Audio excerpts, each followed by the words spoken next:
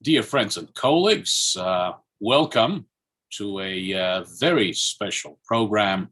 I am very happy to say that board members are joining us today, and I welcome them, Dr. Marcus Noland of the Peterson Institute, John Dupre, Tom Barker, Marcus Gorlauskas, former National Intelligence Officer for North Korea, is also joining us. My good friend Bruce Klingner of the Heritage Foundation. We're just on a panel until just about half an hour ago. He's joining us. And welcome to all of our good friends and supporters. Ambassador King, my mother, is joining us from Romania, Dr. Scarlatoiu.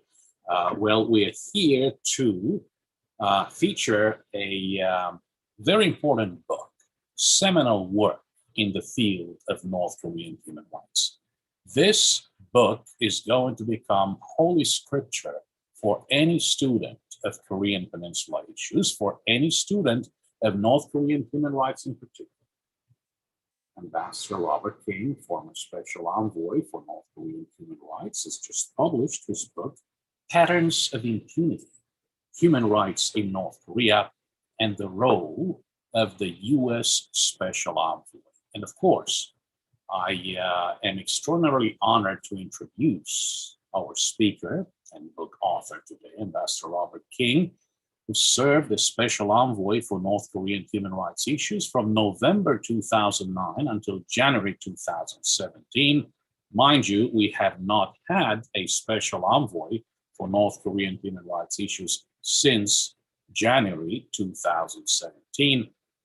Ambassador Robert King has been a true intellectual, spiritual leader of the North Korean human rights movement and the drive to improve human rights in North Korea, as difficult as that mission might be. Of course, Ambassador King is also a member of the HRNK Board of Directors. I crack this joke every time I speak to all friends.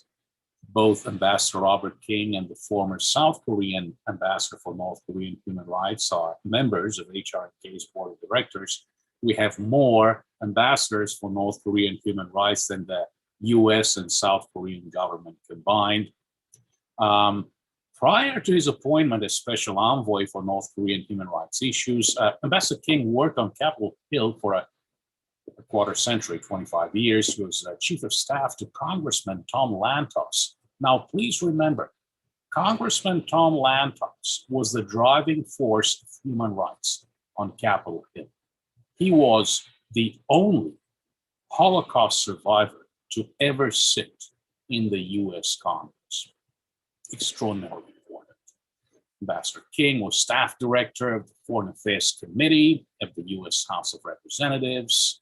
He was Democratic staff director of the committee, and he held multiple staff positions on the committee since, for a very long time. Of course, Ambassador King holds a PhD from the Fletcher School of Law and Diplomacy, Tufts University. He has authored 5 books and close to 50 articles on international relations, many of them related to Asia-Pacific issues. Of course, other organizations, perhaps more important than ours, have held book events for Ambassador King over the past couple of weeks. There were terrific events hosted by Victor Cha and CSIS, hosted by Mark Tokola and Ambassador Kathleen Stevens at KEI. And this is how it goes with book events. All of us have to promote books that truly make a difference in our field of expertise. And let me say that I will try hard to adopt a slightly different angle from the angle that our colleagues at CSIS and KEI adopted, of course. And let me begin with a couple of personal stories. So I became executive director of HRNK almost 10 years to the day on the 5th of July, 2011. Before that, my predecessor was launching Taken, a report on North Korean abductees at the National Press Club.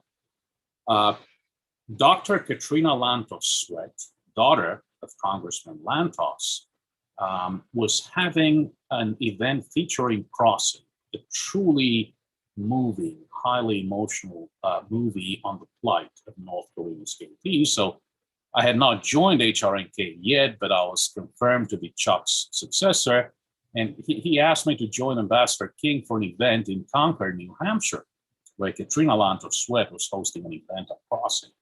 So I meet up with Ambassador King and Dr. King, Dr. Kay King, Ambassador's wife, another great American who has played such an important role in our foreign policy and on so many other issues. And, I was coming from KEI. I've been dealing with very senior officials. You have to be logistician, scheduler, driver, bodyguard, so you're always tense. And Ambassador King says, I said, Ambassador King, I'm going to drive the rental car. He says, no, great, don't worry about it. I'm driving, that's fine. I said, oh, wow, this is very different. It's like spending time with family. And then we had a terrific event, very, very moving event, great audience. Perhaps some of you know that Krista McAuliffe, the school teacher who died on the Challenger, the explosion of the Challenger space shuttle in 1986, was a school teacher in Concord, New Hampshire. That the local school is named after her. Her husband was at that event. And right after that very meaningful event, I had the great opportunity of having dinner with Ambassador King and Dr. Kay King. And honestly, if I may say this, Bob, because you asked me to call you Bob for so many years, it was just like having dinner with family. It was extraordinary. You have been such a great supporter, cheerleader, advisor to civil society organizations such as our own, the Committee for Human Rights in North Korea. I will stop right here. I'll bring up just one more story. Ambassador King comes to HRNK with a red line copy of the North Korean Human Rights Act, reauthorized under the Obama administration in 2012. I said, wow, great, the State Department loves us, and it was Ambassador King himself who came to HRNK. A few days later, State Department colleagues say, no, it was not the State Department, it was Ambassador King who paid out of pocket. Of course, he wouldn't tell me.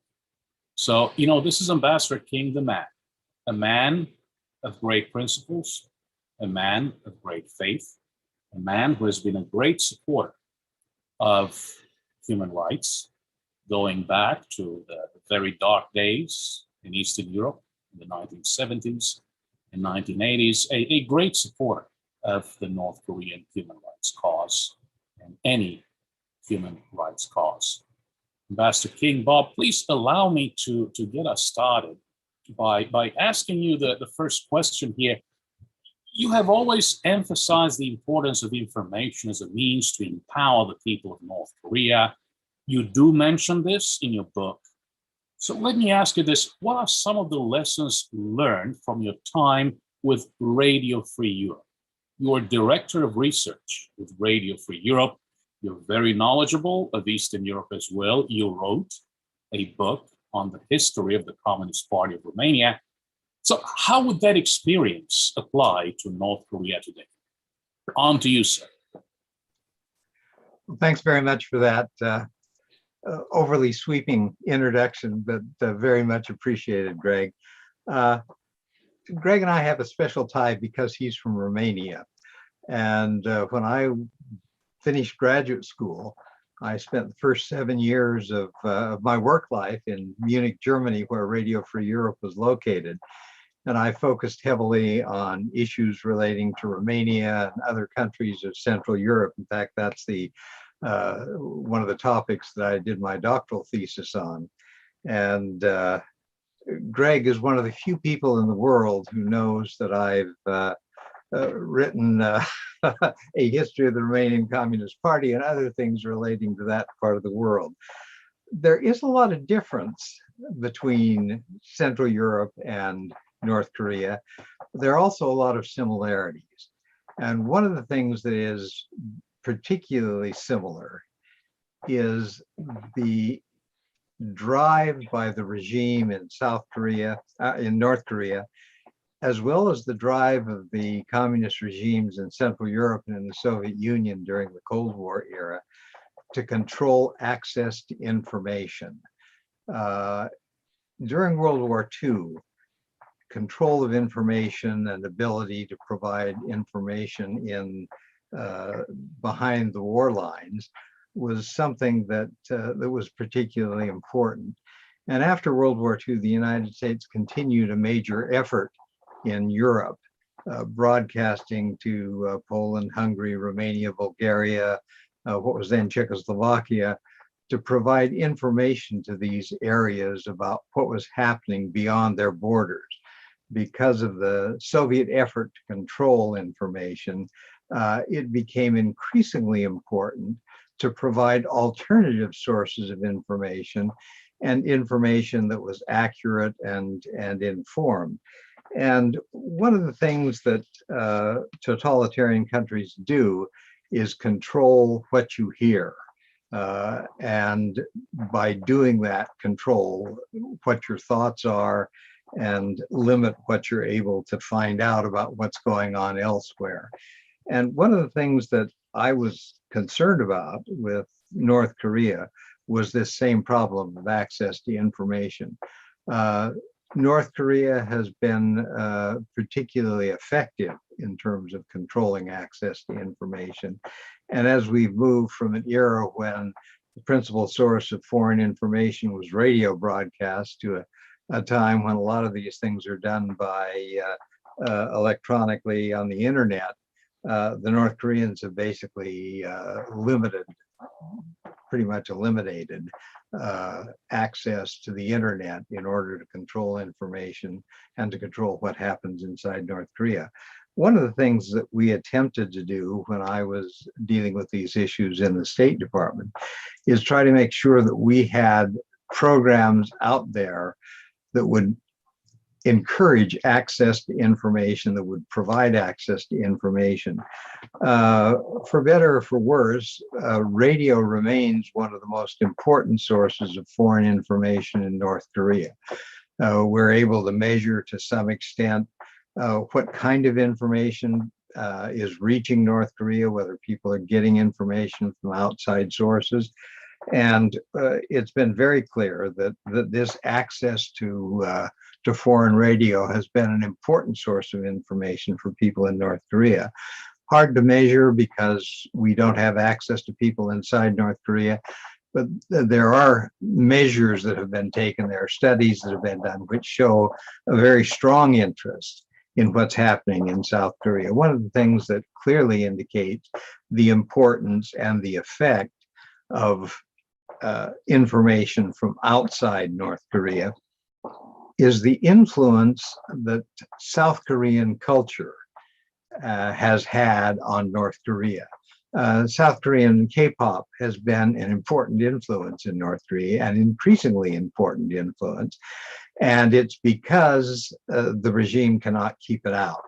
And so they've attempted to harness it, but it's an indication that there is an impact, that information does have some effect, and we need to continue to put efforts and resources into making sure that information reaches North Korea to provide more options for people inside North Korea to find out what's happening in the world.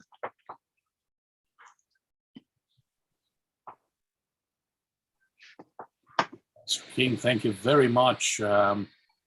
You have always been a friend, a supporter, a cheerleader of civil society organizations in the United States and South Korea and Japan, in Europe and elsewhere.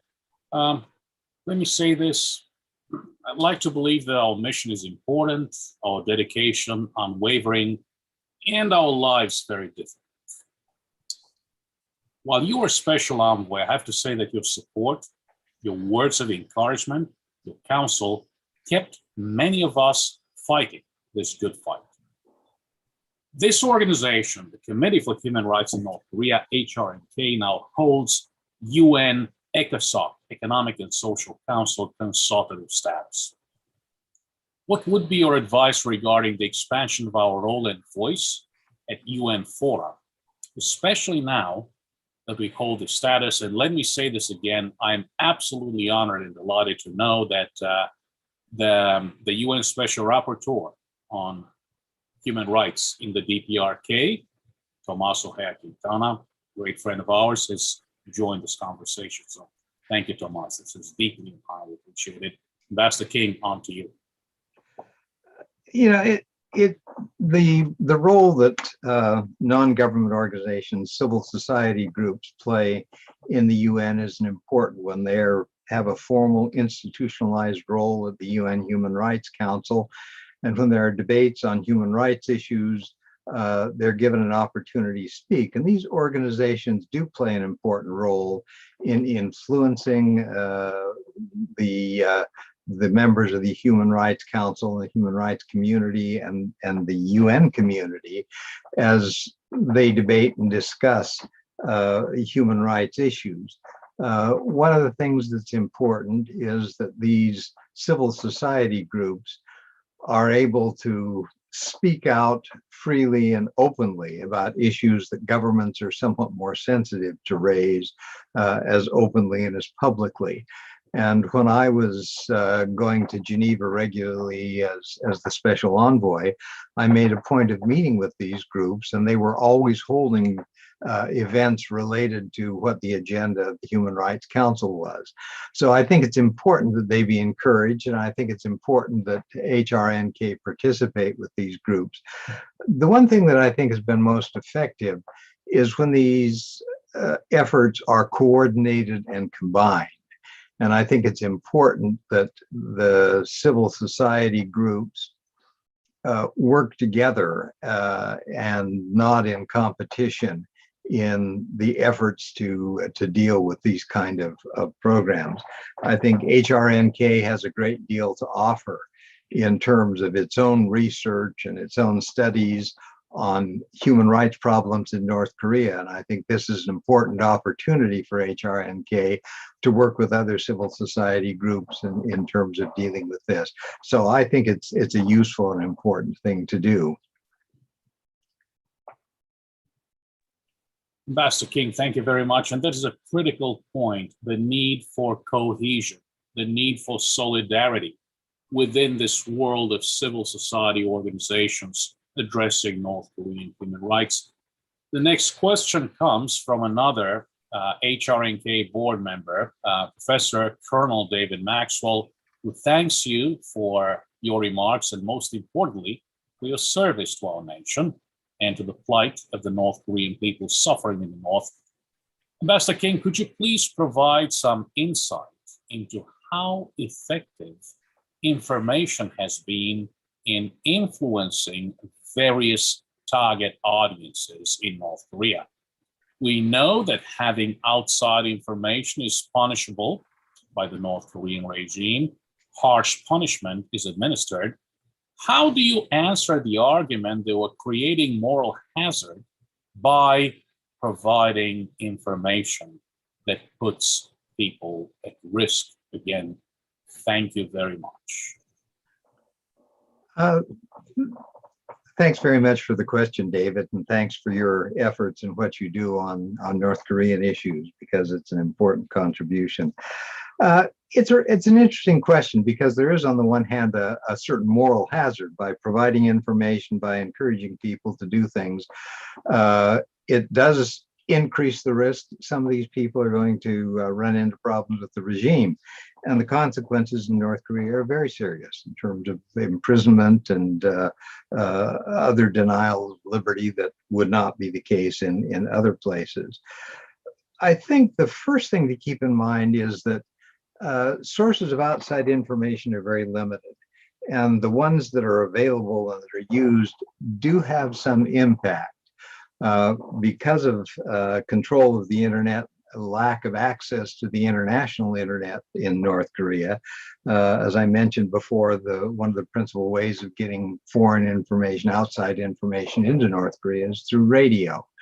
And radio continues to be an important source of information.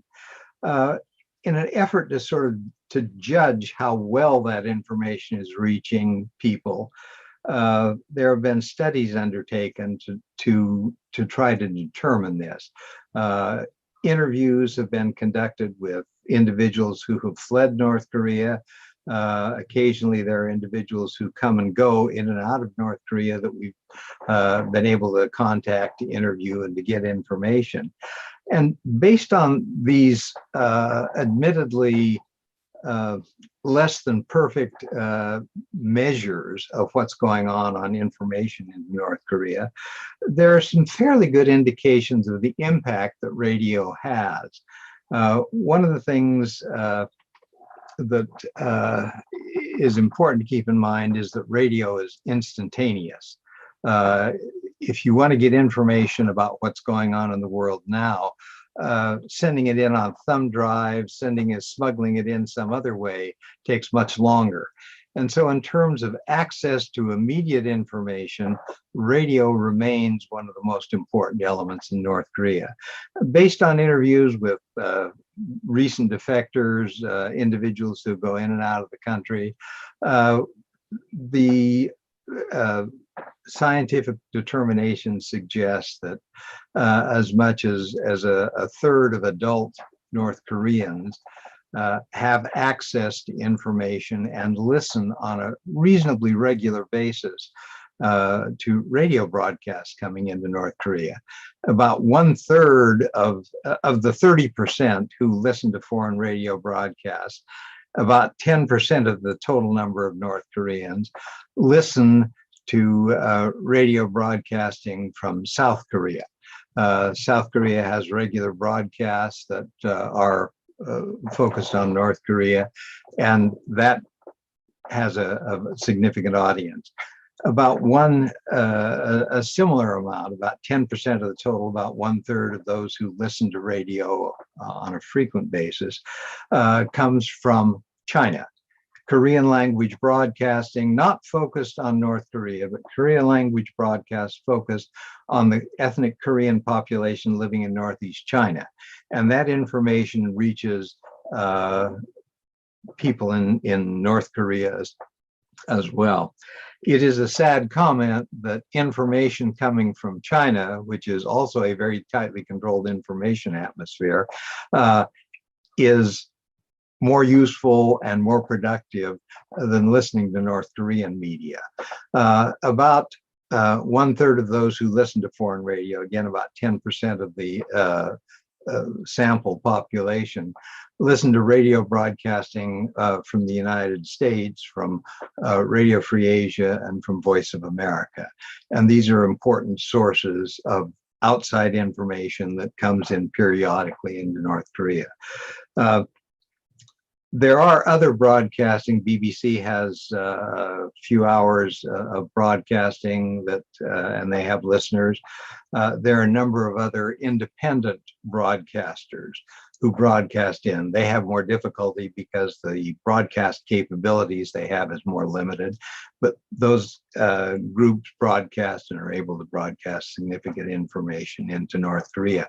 So there is information getting into North Korea. One of the things that's interesting, because of the effort by the North Korean government to limit access, the broadcast listenership is not increasing, but it's remaining relatively stable based on interviews that have been conducted over the last 10 to 15 years.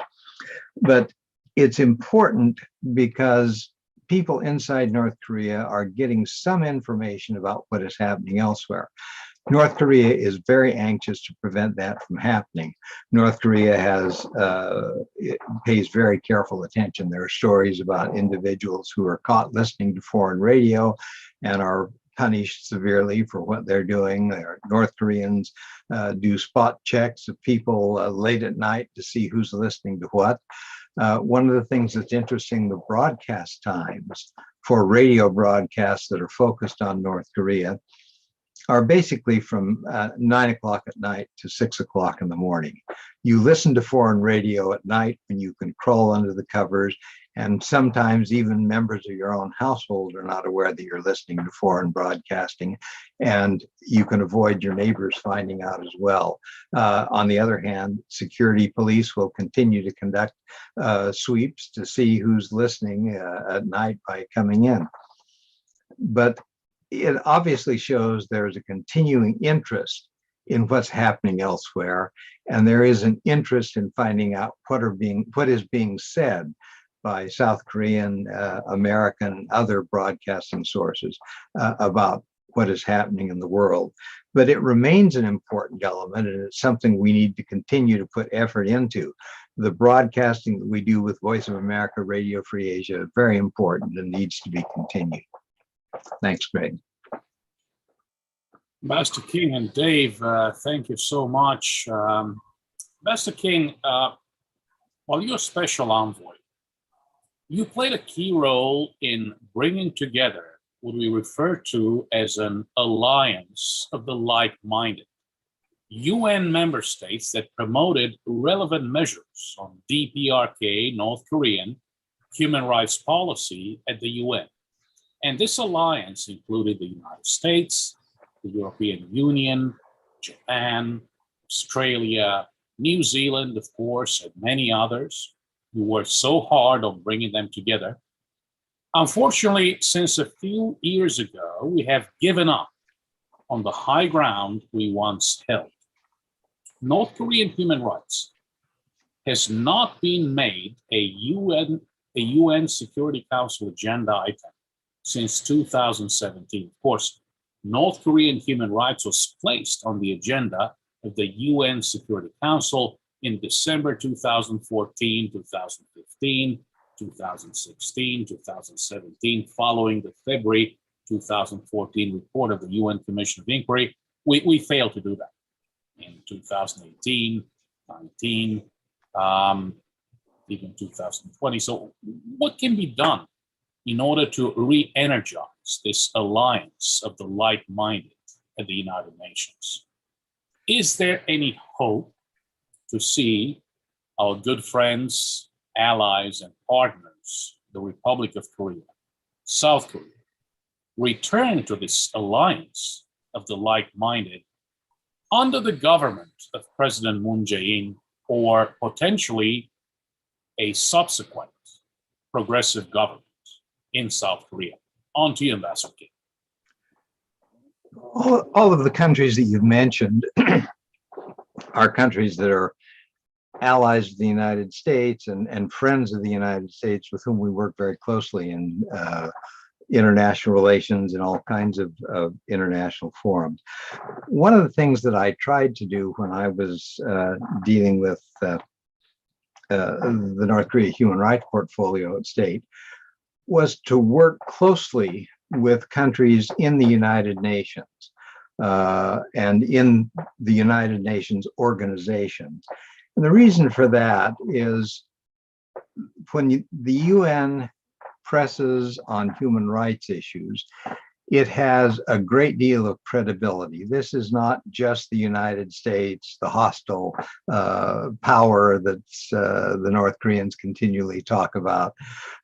This is an organization of representing all of the countries of the world.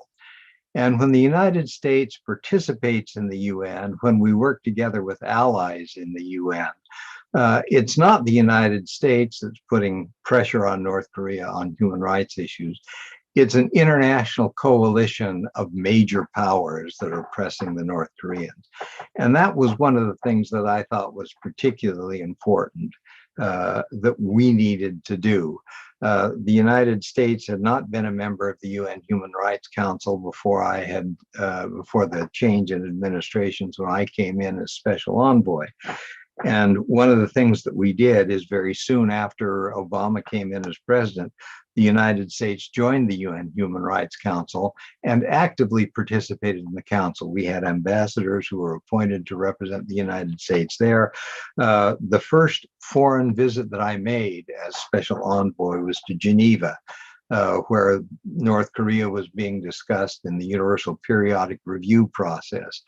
And one of the things I made a point of doing repeatedly throughout the 7+ years that I was special envoy was to continue to try to be present in Geneva on every occasion when North Korea was discussed, and work closely with other countries in the UN, with our European allies, with like-minded countries everywhere, including South Korea, Japan, Australia, New Zealand. I met with countries from Africa, from Asia, to try to encourage participation and involvement on pressing North Korea on these human rights issues. And I think it's important that we continue to do that. This is not the United States pressing North Korea. These are universally accepted international values that we as members of the United Nations, all of us as members of the United Nations have subscribed to. And it's important that we give that credibility to what we're trying to do on human rights. And so this isn't just an effort by the United States. It has to be an effort by countries who value the importance of democracy and human rights, and part of our effort to emphasize those values and those virtues. One of the things that was significant initially in raising this issue of human rights in the UN Security Council, which was something that was very important following the Commission of Inquiry's report on North Korea human rights in 2013, the release of the report in 2014, we were able to hold a discussion of these human rights issues in the UN Security Council, the highest body of the United Nations, the 15 countries who function in this particularly important position. It was very helpful to have Ambassador Powers there. The U.S. representative at the United Nations at the time was a strong advocate for actively pressing and involving the North Korea human rights issues in the United Nations human rights agenda. And she was very important in 2014, 15, 16, in getting this put on the human rights agenda. It happened during the first year of the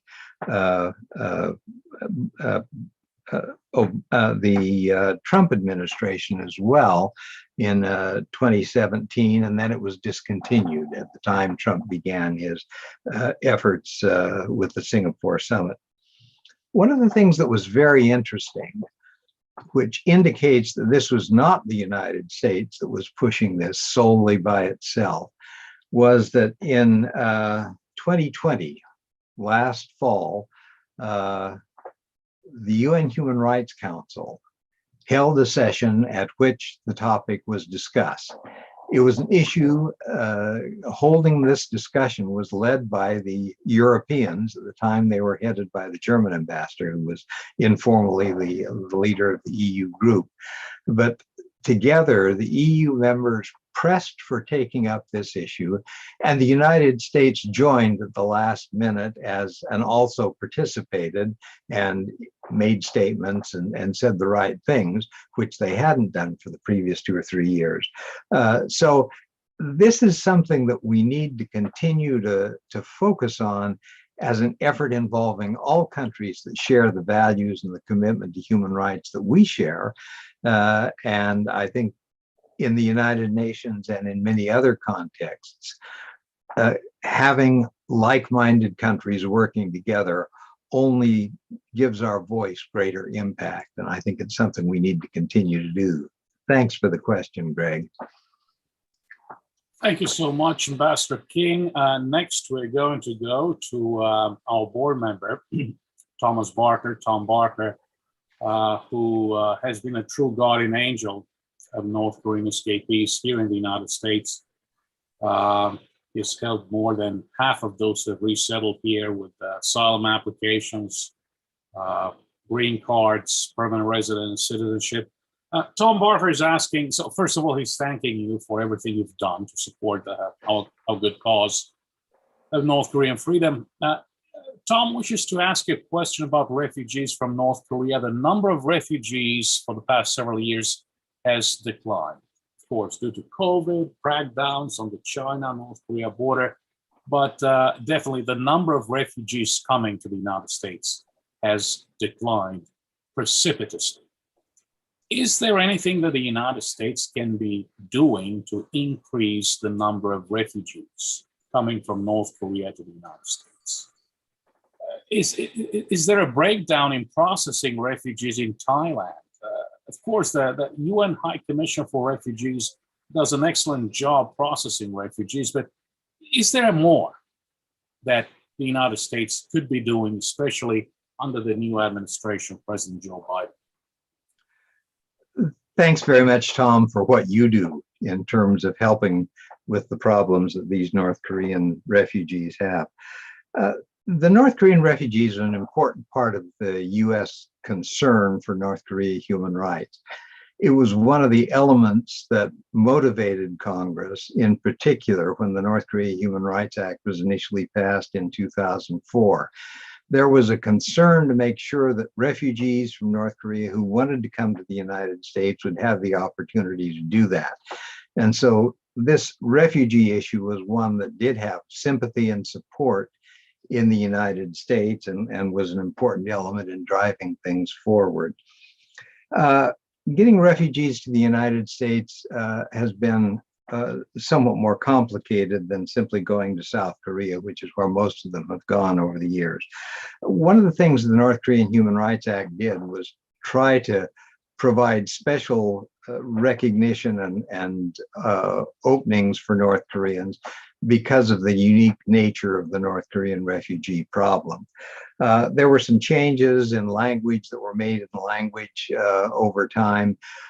North Korean refugees were not given special status or distinct status, but they were given some special advantages to help them in terms of getting being able to come to the United States if they chose to do so. One of the things that the legislation was attempting to do was to provide that opportunity to individuals who wanted to come to the United States.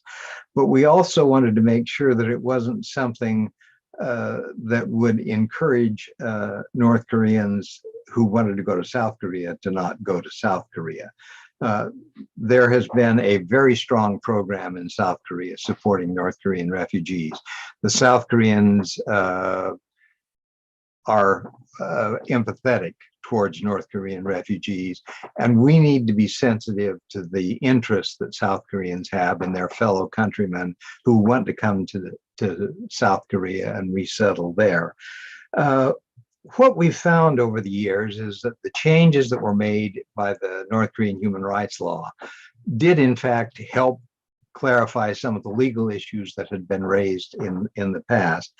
And it's now a situation that, for the most part, those who want to, North Koreans who want to come to the United States are able to do so. There are a couple of wrinkles because U.S. immigration law has taken the position that if you have an opportunity to go somewhere else and you make a choice to go there, you can't then change your mind and come to the United States as a refugee. In other words, if a North Korean refugee goes to South Korea and receives benefits and citizenship and so forth that South Korea provides, a person can't then decide they want to come to the United States. So the way the processing works, North Koreans who leave North Korea have an opportunity of choosing to go to the United States or choosing to go to South Korea or other countries that may be available. If they choose to go to the United States and come to the United States, then they are given the benefits as refugees to the United States, and they're very carefully handled and taken care of. If they choose to go to South Korea, that's their choice, and they stick with that choice. I visited on a number of occasions, made a point whenever I was in that part of the world of going to visit U.S. refugee processing operations in Bangkok, which is where most of the North Korean refugees are processed before they come to the United States. I've met with officials there. They understand the interest and concern. And one of the main points I wanted to make is that the United States government and the U.S. Congress were concerned about where these individuals went and make sure they followed the requirements as they were intended. I'm convinced that the Immigration Naturalization Service, the border control people that are dealing with these issues, understand where we're coming from and what the intention of the law was, and that they're following it. What we found is that numbers are not high. Over the last 20 years that we've had, well, I guess 14 years that we've had North Koreans coming to the United States, the numbers have been small. We've had only a few hundred. We're somewhere around, I think, 225. Part of the problem is that most of the North Koreans who leave North Korea do not have much experience with the United States. They don't speak English. It is not taught for the most part in North Korean schools. And so there's a cultural affinity to South Korea, where they speak the same language, where many of them have relatives, and where there are traditional ties. So it's numbers are much larger going to South Korea. We're talking somewhere around 30,000 over the last 20 years or so have gone to South Korea, as opposed to a couple of hundred who've come to the United States. The other thing that creates problems for North Korean refugees deciding where they want to go is that they are raised in a culture which hates the United States. The United States is the great aggressor. There was one refugee that I met in Thailand, a Korean woman who'd made the decision to leave North Korea and was able to escape, was in Thailand. And she had made the choice to go to the United States. Highly unusual, but she'd made that choice and that decision for herself and her child. I was talking to her and said, you know, what's the reason that so many North Koreans don't choose to make the decision that you made and come to the United States? She said, this hostility towards the United States. The US is seen as a hostile force. She said, when I was in high school, the last day of high school, the end of the year, the grand finale was a sports day where we spent the whole day with the sports activities and picnic. And the grand finale was the bonfire at night, where we built a huge bonfire and everybody gathered around. We sang songs, and the climax, the grand finale, was when an American soldier in effigy, clothed in an American soldier's uniform, was thrown into the fire, and everybody cheered because the American had been vanquished. This is the kind of problem that we have in terms of dealing with that. The other problem that sometimes discourages people is that South Korea tends to be more efficient and quick in terms of allowing people to come into South Korea. Our vetting processes are longer and require longer, and this is not just for North Koreans, this is for everyone that comes into the United States. The woman who I spoke with, who talked about why she'd chosen to come to the United States, ultimately ended up going not to the United States, but to South Korea. She had waited for many months and was not able to get in. We tried to encourage faster processing, but with American processes, the requirements that have to be met with any refugee, it just takes longer. I've given way too long an answer on that, and I apologize for that, Greg, but those are the reasons behind it. Keep up your good work, Tom. Those are important things that you do, and we need to continue doing that. Ambassador King, thank you so much. And Tom, thank you. The next question comes from our good friend Marcus Garlauskas, former National Intelligence Officer for North Korea. Ambassador King is telling you that he's just received your book, Patterns of Impunity, Human Rights in North Korea and the Role of the Special Envoy. He's reading it right now. And Marcus would like to ask this question.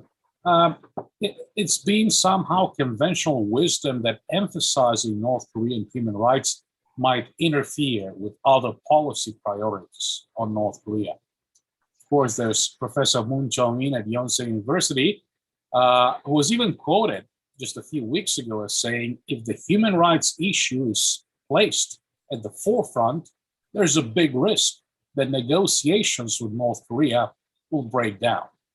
We need to focus on the nuclear issue.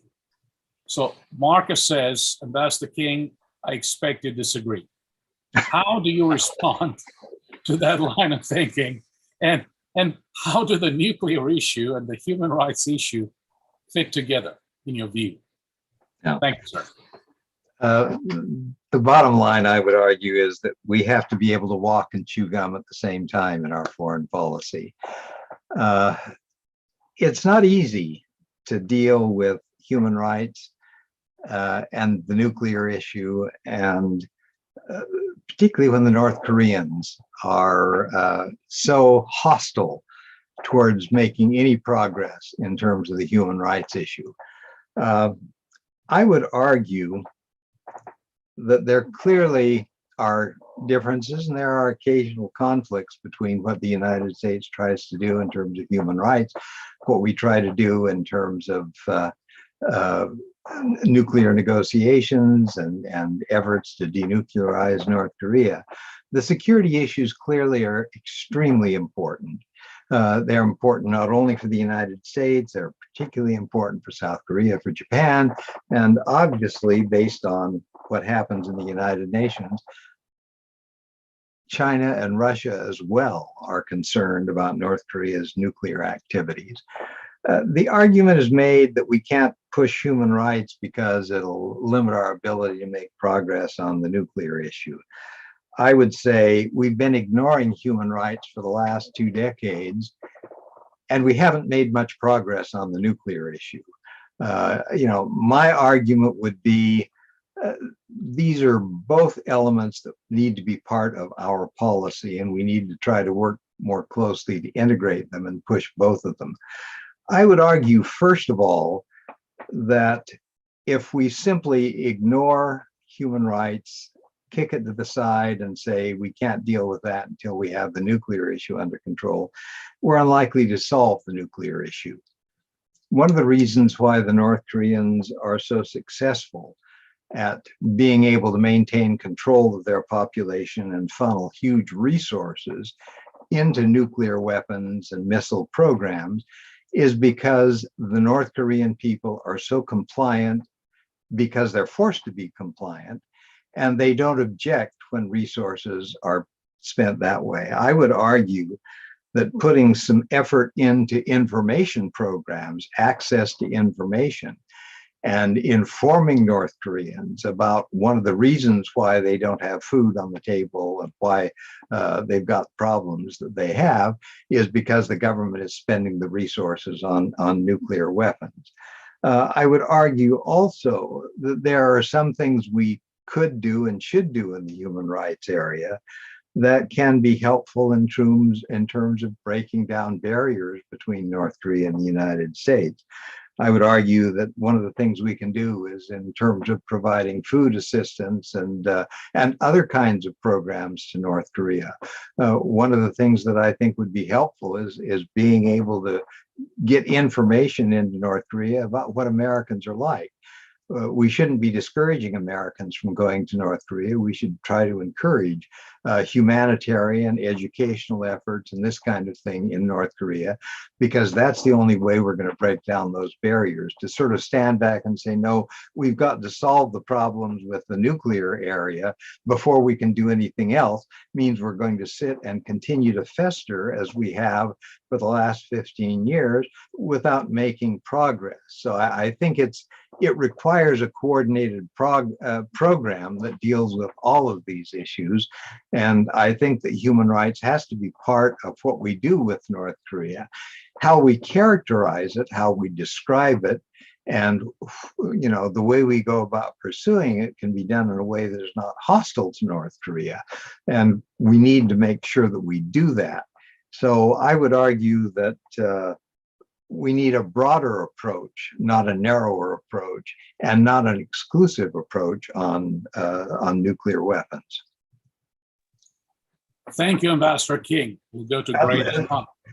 Excuse me here for 1 minute. Yes, I just want to say thanks to Marcus, not only for that good question, because it's an excellent question and not an easy one to answer, but to all of the things that he has done over the years in terms of understanding of North Korea, and those efforts have been important. Thanks for your contribution, Marcus. Thank you, Ambassador King and Marcus. We'll go to our friend Grace Kong next. Grace is asking, Ambassador King, making any progress on North Korea's atrocity crimes is extraordinarily difficult. What would you view as your areas of greatest success during your time as Special Envoy? And what areas do you think could hold the most promise for future progress? Thank you, Grace. Thanks so much for that question. The thing that I think probably I would look at as one of the more successful areas was the effort to use the United Nations as it was intended, as an organization of like-minded countries seeking to make progress with other countries. We, through the United Nations, have been able to work with other countries to put pressure on North Korea to make progress on human rights.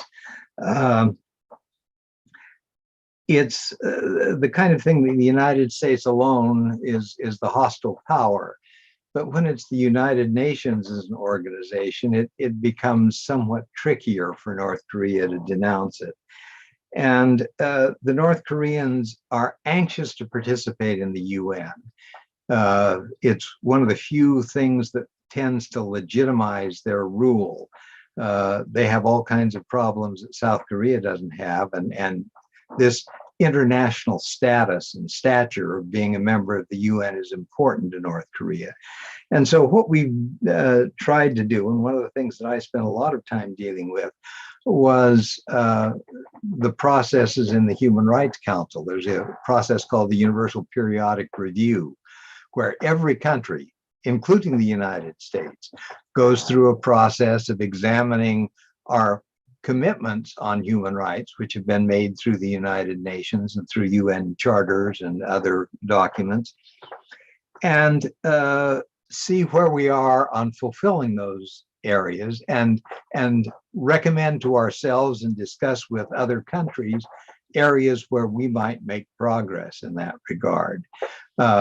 It's hard for the United States to admit that we're not perfect, but we have been able to work through the same process in terms of having our human rights examined and focusing on that, and then making efforts and making commitments to move forward.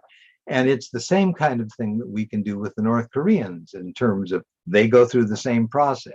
They present a discussion of what they've done on human rights, where they're making progress, and countries have the opportunity to question them about what's going on. In the case of North Korea, the first time they had the so-called Universal Periodical Review, the UPR, North Korea came with a very strong delegation from Pyongyang.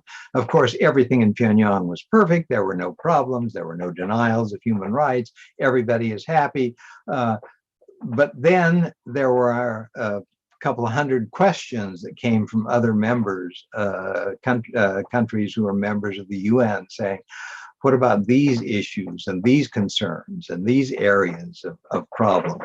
And this process goes on every 5 years for every country that's a member of the United Nations. And so what we've seen is now North Korea has gone through this process 3 times. I was there. My first action was the very first time North Korea was in that process. We pressed the North Koreans. We urged them to do things. The North Koreans have responded by making progress. Limited areas that are less sensitive politically, but they've made progress. One of the things that North Korea has done is they've made progress on persons with disabilities. North Korea, at one point, Pyongyang was a city where you never saw a person with disabilities. That's because they were not allowed in the city. And it was apparently fairly well known among North Koreans that, people with disabilities were simply not allowed in the city. They couldn't be seen. No effort to deal with access issues that are important to this community. And so one of the things that's happened over the last decade or so, there has been progress. There are efforts to deal with persons with disabilities. The North Koreans, in fact, even participated in the Special Olympics following the Pyeongchang Olympic Games. There have been a number of studies that have shown that the North Koreans have, in fact, made progress. Not a sensitive issue. It doesn't have political ramifications or implications. But North Korea made changes because it was something that was consistent with what was going on with the United Nations. So these are the kinds of things that we can do, is we can press the North Koreans on these areas in the United Nations, and it makes a big difference. The other thing that I think is particularly important, also related to the United Nations, was the effort that we went through with the Commission of Inquiry. In 2013, 2014, the United Nations Human Rights Council established a Commission of Inquiry. Michael Kirby, Marzuki Darasman, Sonia Bezerko, all served on the commission. They gathered information. They produced probably the best report that's been produced by the UN Human Rights Council, identifying, specifying, and spelling out North Korea's human rights problems.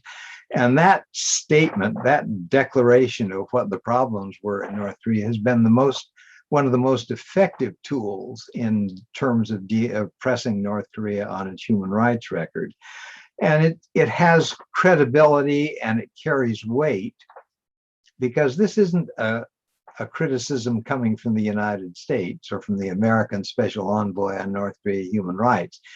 It is a document that was prepared at the request of the United Nations, and it was prepared by a group of specialists who are not Americans. Not one of them was an American. That gave this issue great credibility with the North Koreans, and the North Koreans were very concerned in responding. So those are two of the things that I think were probably very important.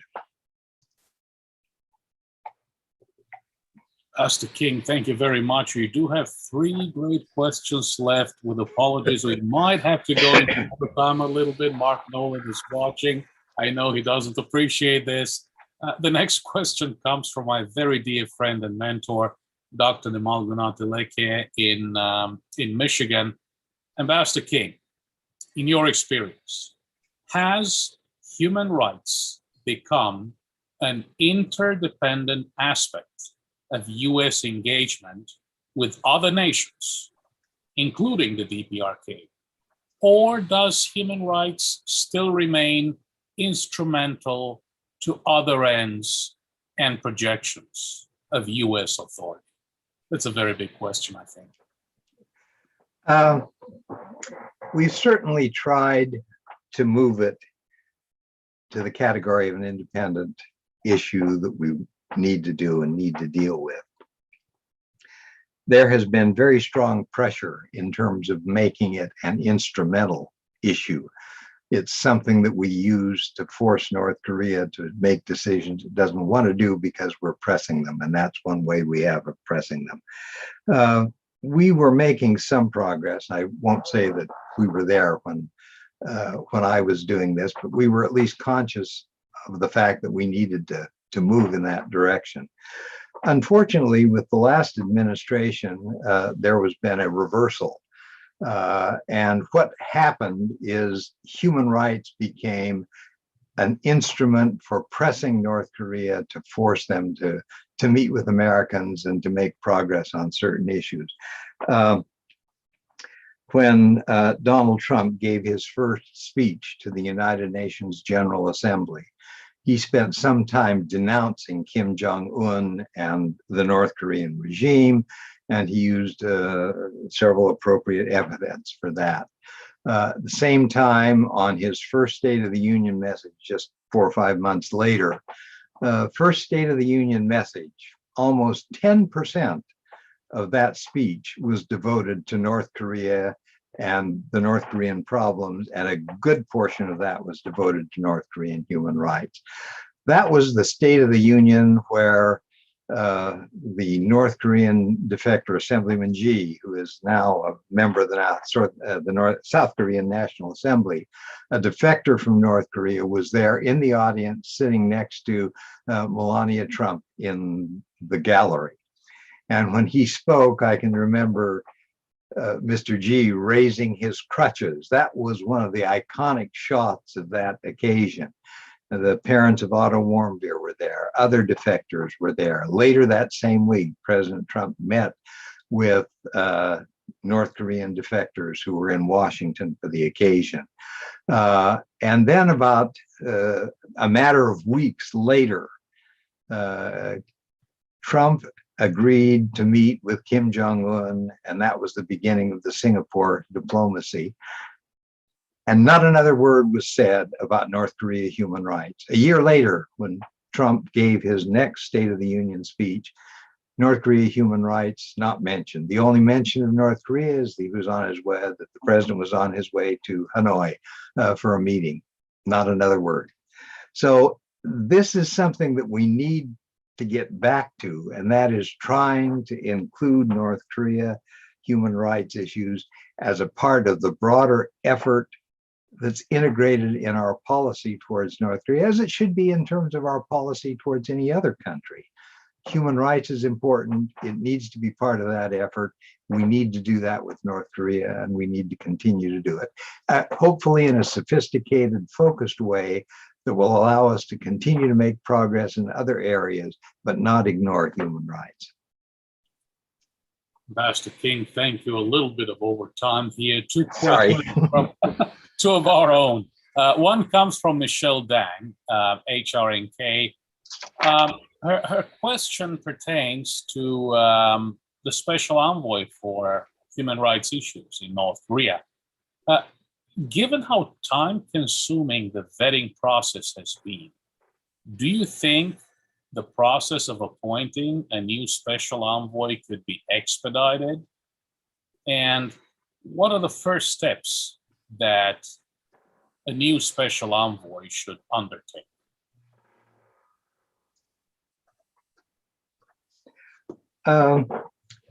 It does take a long time to confirm persons who require Senate confirmation. When the initial North Korea Human Rights Act was established in 2004, 2005, the special envoy was appointed by the president, was not confirmed by the Senate. After some concerns about the way that was handled during the last part of the Bush administration, Congress, when it reauthorized, when it extended the North Korea Human Rights Act in 2008, specified that the U.S. Special Envoy for North Korea Human Rights would be an official who would have to be full-time position in that, and furthermore that the person would have to be nominated by the president and confirmed by the Senate and have the rank of ambassador. My sense is there's an advantage to that. The credibility of having ambassadorial rank does make a difference. There's nothing like walking into a meet with colleagues at the UN Human Rights Council and having other people refer to you as Excellency. It sort of adds something to what you're able to do, and people recognize that. So I'd say that's probably useful. In terms of the time necessary for vetting, it does take a long time. In my case, I was nominated. It took about 3 months before I was formally nominated.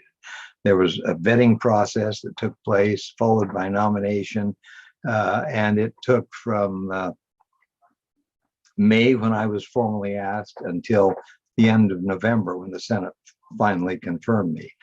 I think the trade-off is probably more in the direction of having the rank rather than having the speed, because somebody appointed by the president has greater recognition and attention with other diplomats, but also it forces the administration to make sure that they get somebody that the Senate is willing to confirm.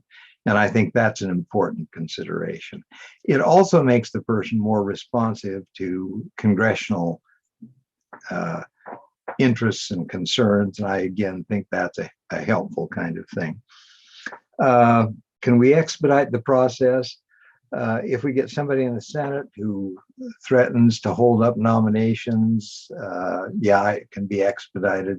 In my case, there was a senator who said, I won't confirm the Assistant Secretary of State. I won't vote confirm the Assistant Secretary of State until you have a human rights envoy for North Korea. Secretary Clinton took very careful attention, and I was confirmed a long time afterwards, but much faster than most of the other nominees that were made. Go ahead, Greg. Thank you so much, Ambassador King. One final question from another one of us, Rick Hersevert in the Netherlands. We witnessed a US-EU summit meetings just a few days ago, and we're working on reinforcing transatlantic bridges. So, Ambassador King, do you think the European Union should appoint a EU special representative for North Korea, the same way that we used to have a special representative until you stepped down in January 2017? Let me say, first of all, that probably be inappropriate for me to tell the EU how to conduct its business. But I would say this, one of the most important things that I considered I needed to do as special envoy was to work with the European Union countries on the North Korea human rights issue. When I was in Europe, pretty much every time I went to Brussels, I went to Geneva, I also went to Brussels. And I made a point of working closely with the External Action Service. Several European countries have embassies in North Korea. When I was in North Korea, I made a point of meeting with those ambassadors while I was in North Korea. When I was in Seoul, I met with representatives who had ambassadors in North Korea. It was extremely useful. The United States has the benefit of having Swedish representation to deal with American citizen issues in North Korea. Sweden is our protecting power in Pyongyang, and we have a good and close relationship with the Swedes because of that. So there's real value in terms of working together with the European Union and the United States. And I considered that one of my primary responsibilities. And I hope that will continue to be the case with others as well. The European Union has an important role to play. They not only share the values that we share on human rights, but they also have an interest in that part of the world, and they have a strong commitment to moving things forward. So I would definitely encourage cooperation with the EU. Sorry that I took as long as I did. I gave you long-winded answers, and I apologize for that, Greg, but I really enjoyed it. These are really good questions. Ambassador King, you have been terrific, and everyone, friends, followers, supporters of HRNK, Patterns of Impunity, this is a terrific book. This is a cornerstone of the North Korean human rights movement, of scholars, students, human rights activists, human rights defenders. Before I thank everyone, David Hawk is saying that he has just ordered the book. So Dave Maxwell and David Hawk is also on this call. So let me say this, that we will be seeing Ambassador King again very soon next week. We will be launching a seminal report in the history of HRNK. This year is HRNK's 20th anniversary. The first HRNK report was authored by David Hawk, Hidden Gulag. That has become an entire division in our research investigating North Korea's detention facilities. We're launching number 50 next week. And this is also authored by David Hawk, Human Rights in the DPRK, the Role of the United Nations, Ambassador Robert King, HRNK, Co-chair emeritus Roberta Cohen have very generously and kindly agreed to the discussants. We're having this event on Thursday next week, a week from now, from 11 a.m. to 12 p.m. United States Eastern, again, 11 a.m. to 12 p.m. Please do join us again. In addition to this extraordinary event with Ambassador King, that is going to be a seminal event in the history of this organization. I hope you'll be there with us. I wish to thank my colleague Rosa Park for putting together this event and making this happen. I wish to thank all of my colleagues. I wish to thank all of the participants who have joined us today. And of course, Ambassador King, thank you so much for your leadership. Thank you so much for everything you've done to uphold human rights, freedom, and democracy for so many decades. And we're all deeply grateful for this book that will provide guidance to all of us, and first and foremost to the next US Special Envoy on North Korean human rights. That should be the first task on the list, on the task list of the Special Envoy. Ambassador King, thank you so much, and compliments to Dr. K. King as well. And thank you. We will see you very soon. Thanks very much, Greg. I really appreciate it.